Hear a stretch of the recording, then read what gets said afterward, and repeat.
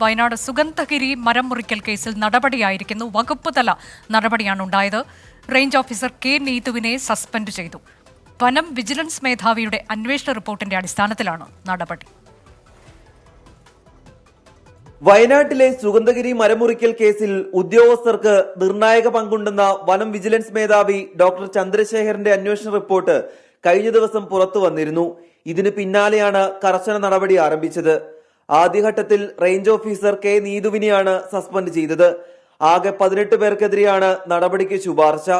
മരമുറിക്ക് ഒത്താശ ചെയ്തതിനൊപ്പം മരമുറിക്കാരിൽ നിന്നും പണം കൈപ്പറ്റി ഉന്നത ഉദ്യോഗസ്ഥർ നടപടിയെടുക്കാതെ സഹായിച്ചു എന്നിവയാണ് മറ്റു കണ്ടെത്തലുകൾ. ജീവൻ അപകടമാകുന്ന 20 മരം മുറിക്കാൻ അനുമതി നൽകുകയും അതിന്റെ മറവിൽ 216 വൻമരങ്ങൾ മുറിച്ചു കടത്തിയെന്നുമാണ് കേസ്.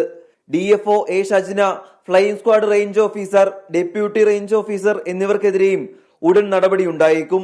24 കോഴിക്കോട്.